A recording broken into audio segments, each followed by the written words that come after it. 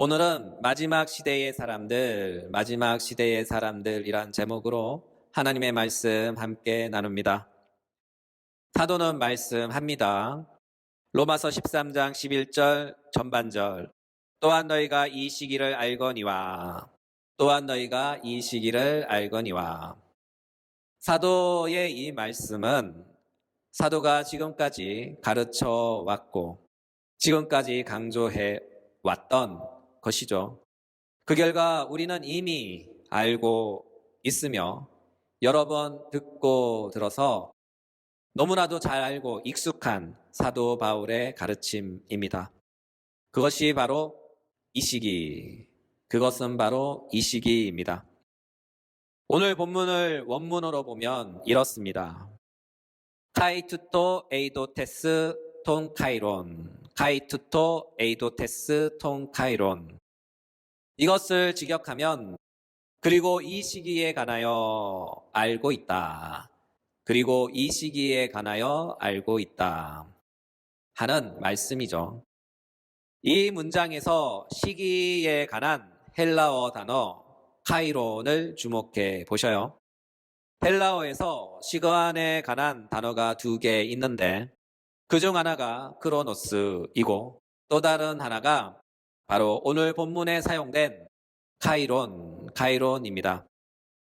헬라어 크로노스는 일반적인 시간을 표현할 때 주로 사용합니다.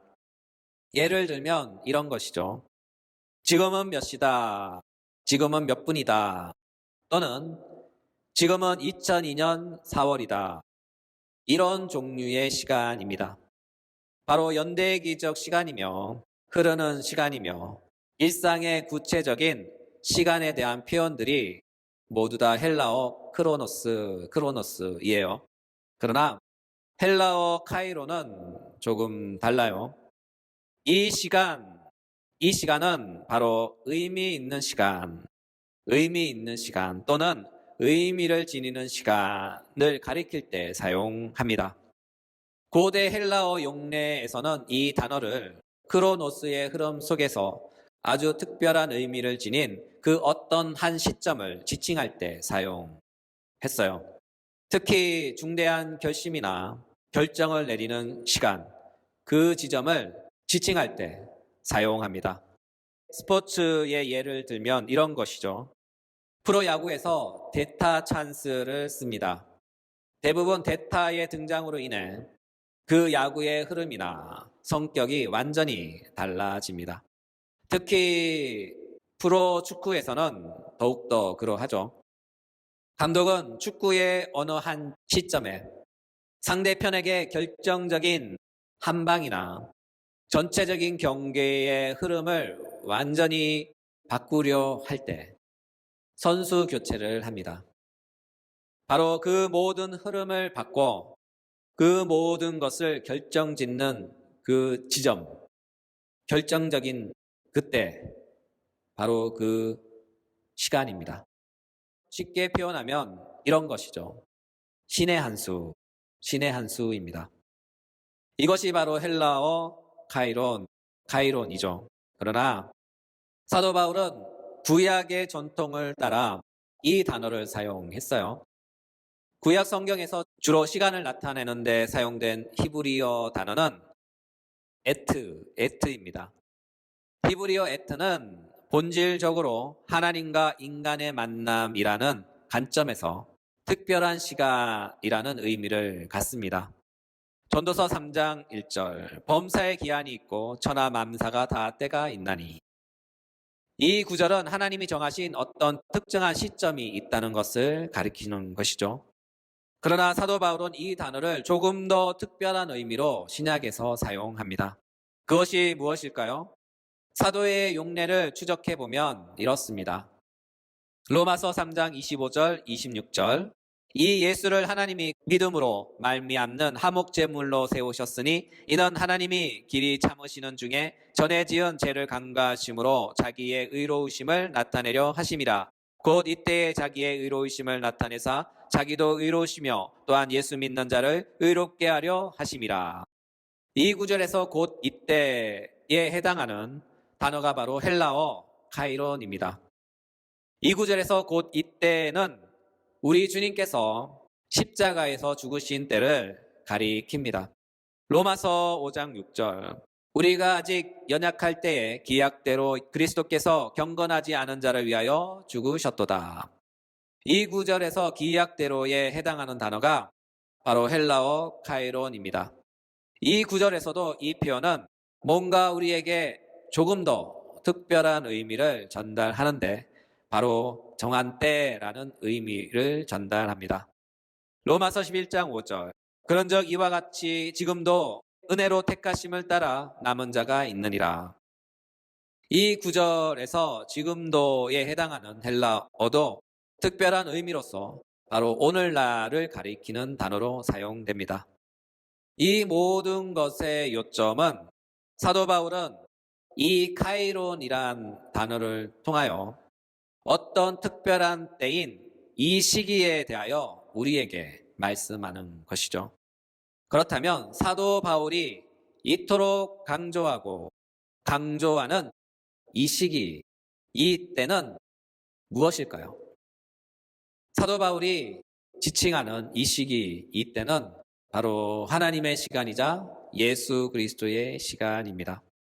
이와 같은 예수 그리스도의 시간은 우리는 셋으로 구분해 볼 수 있어요.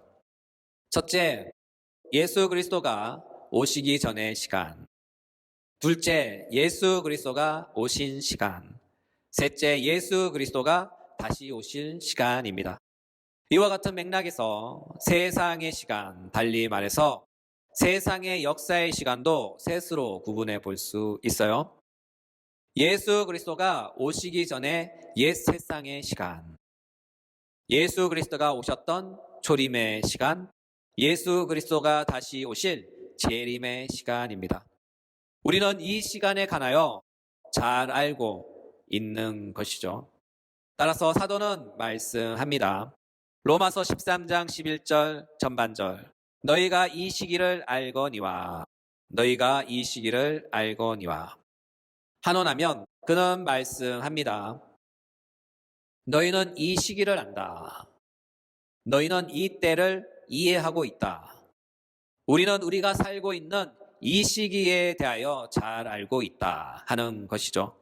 그러므로 그리스도인들은 사도 바울이 말씀하시는 아주 특별한 시간, 바로 예수 그리스도의 시간에 관하여 잘 알고 있는 것이죠. 그렇다면 예수 그리스도의 시간이란 구체적으로 무엇을 뜻하는 시간일까요? 바로 하나님의 구원의 역사의 시간이란 뜻입니다. 한 번 더 강조하면 하나님의 구원의 역사의 시간이란 뜻이죠. 이를 달리 표현하면 하나님의 구속사입니다. 하나님은 하나님만의 아주 독특한 시간을 갖고 계셔요. 그리고 그 시간 안에서 하나님은 일하십니다. 이와 같은 이유로 우리 주님은 이렇게 말씀하셨죠. 요한복음 5장 17절. 예수께서 이르시되 내 아버지께서 이제까지 일하시니 나도 일한다. 내 아버지께서 이제까지 일하시니 나도 일한다. 우리 주님은 말씀하셔요. 하나님은 창세 때부터 지금까지 일하고 계신다. 하나님은 창세 때부터 지금까지 일하고 계신다. 그렇다면 우리는 이렇게 물어볼 수 있어요. 하나님은 왜 일하고 계실까요? 하나님은 왜 일하고 계실까요? 또는 그분은 무슨 일을 하고 계실까요? 라고 물어볼 수 있습니다. 모든 것이 충만하시고 스스로 자족하시며 아무것도 부족한 것이 없으신 완전하고 완벽하신 우리의 하나님께서 무엇이 더 부족하여 창세 때부터 지금까지 일하고 계시는 것일까요? 이에 대한 대답은 오직 하나. 하나님은 우리의 구원을 위해 일하시고 일하시며 또 일하십니다. 성경은 증거합니다. 디모데전서 2장 4절. 하나님은 모든 사람이 구원을 받으며 진리를 아는 데에 이르기를 원하시느니라. 하나님은 모든 사람이 구원을 받으며 진리를 아는 데에 이르기를 원하시느니라. 하나님은 세상 모든 사람들이 구원을 받으며 하나님의 진리를 알게 될 때까지 일하시며 일하십니다. 이것을 한원하여 표현하면 하나님은 당신의 구원의 계획이 성취되어 완성될 때까지 당신의 일을 끝내지 않을 것입니다. 이를 위하여 우리의 하나님은 이 세상 안에서 당신의 전체 구원을 창세전에 계획하셨고, 또한 창세전에 계획하신 하나님의 구원의 계획을 이 세상에서, 이 시간 속에서, 이 시기 속에서 구체적으로 성취하십니다. 어떻게요? 바로 예정을 통해서 일하십니다. 예정, 이것은 또 무엇일까요?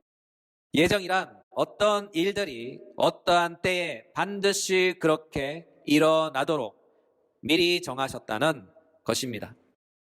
그리고 그 예정은 예언을 통하여 미리 예고해 주시며 미리 알려주십니다.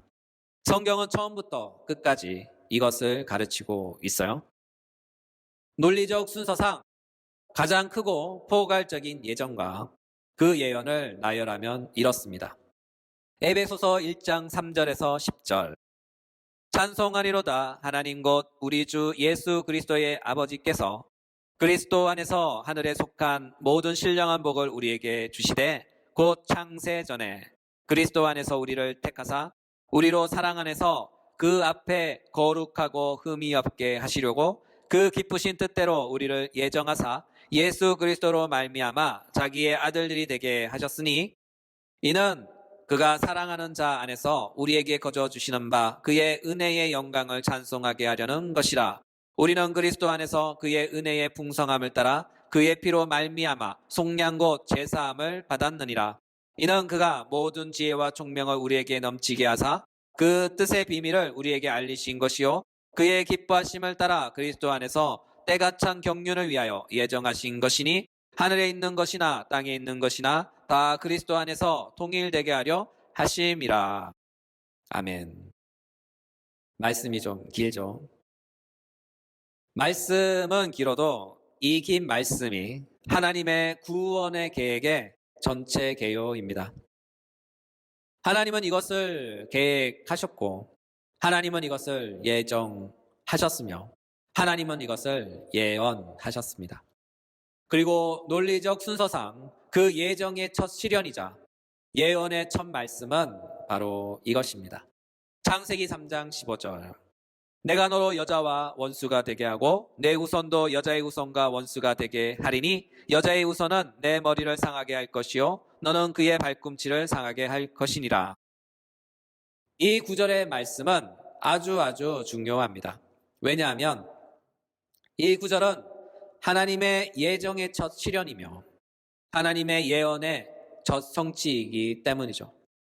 달리 표현하면 창세기 3장 15절은 하나님의 구원의 계획이 선포된 예정으로서 하나님께 죄를 짓고 타락한 죄인에게 있어서 은혜로운 복음입니다. 또한 이 구절은 인류 구원의 역사가 시작된 바로 그 시작점입니다. 달리 말해서 하나님의 복음이 선포되었고 동시에 하나님의 구원의 계획이 실현된 것이죠. 그리스도 예수의 시간을 향한 예정의 역사가 시작된 것입니다. 이 사건을 시작으로 구약 전체의 역사는 그리스도 예수를 향한 시간으로 흐르며 작동하고 있는 것이죠. 이에 대하여 신약 성경은 이렇게 증거합니다. 히브리서 1장 1절. 옛적의 선지자들 통하여 여러 부분과 여러 모양으로 우리 조상들에게 말씀하신 하나님이 옛적의 선지자들을 통하여 여러 부분과 여러 모양으로 우리 조상들에게 말씀하신 하나님께서 선지자들을 통해 구약 시대에 이 모든 것을 다 말씀하셨어요. 그리스도 예수가 온다. 그리스도 예수가 올 것이다. 그가 온다. 따라서 구약 시대는 이 시기를 위하여 준비하고 준비했던 준비의 시대입니다. 달리 말해서 그리스도의 오심을 위해 한 사람이 준비되고 한 가정이 준비되고 한 족장이 준비되며 한 민족이 준비된 것이죠. 이것이 바로 구약의 역사입니다. 그리고 마침내 그리스도께서 한 사람의 인성을 취하사 사람의 형체를 입으셨고 영원한 사람이 되셨습니다. 그분이 바로 예수 그리스도입니다. 신약 성경은 이 사건을 이렇게 묘사합니다. 갈라디아서 4장 4절 5절. 때가 참에 하나님이 그 아들을 보내사 여자에게서 나게 하시고 율법 아래 나게 하신 것은 율법 아래에 있는 자들을 속량하시고 우리로 아들의 명분을 얻게 하려 하심이라. 이 말씀은 바로 창세기 3장 15절에서 선포된 예정의 실현이며 예언의 성취입니다. 사도 바울이 로마서 5장에서 말씀하신 성취된 예정인 기약대로입니다. 그렇다면 기약대로 오신 예수 그리스도의 시간은 우리에게 있어 또한 이 세상에 있어서 어떤 의미를 가질까요? 기약대로 오신 예수 그리스도의 시간은 바로 이 세상을 향하여 선포되어 울리는 마지막 나팔 소리입니다. 마지막 신호입니다.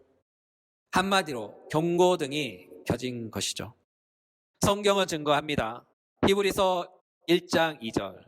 이 모든 날 마지막 날에는 아들을 통하여 우리에게 말씀하셨으니. 이 모든 날 마지막 날에는 아들을 통하여 우리에게 말씀하셨으니. 이 구절에서 아들은 누구일까요? 우리 모두가 아는 그분, 바로 예수 그리스도입니다. 달리 표현하면 예수 그리스도가 이 세상에 나타나셨다. 예수 그리스도가 이 세상에 나타나셨다 하는 것은 마지막 시대가 시작되었다. 마지막 시대가 시작되었다 하는 것을 의미합니다. 한원하면 이 세상 종말이 시작되었다.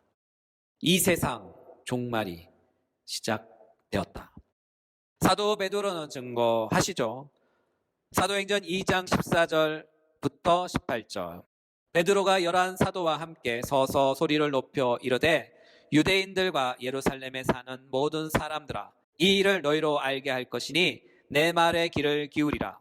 때가 제3시니 너희 생각과 같이 이 사람들이 취한 것이 아니라 이는 곧 선지자 요엘을 통하여 말씀하신 것이니 일러스되 하나님이 말씀하시기를 말세에 내가 내 영을 모든 육체에 부어주리니 너희의 자녀들은 예언할 것이요 너희의 젊은이들은 환상을 보고 너희의 늙은이들은 꿈을 꾸리라. 그때에 내가 내 영을 내 남종과 여종들에게 부어주리니 그들이 예언할 것이요.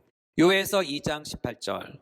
아이들아 지금은 마지막 때라. 적 그리스도가 오리라는 말을 너희가 들은 것과 같이 지금도 많은 적 그리스도가 일어났으니 그러므로 우리가 마지막 때인 줄 아노라.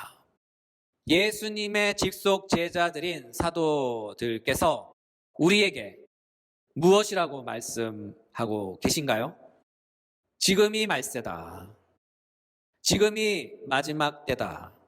지금이 종말의 시간이다. 라고 증거하고 계시는 것입니다.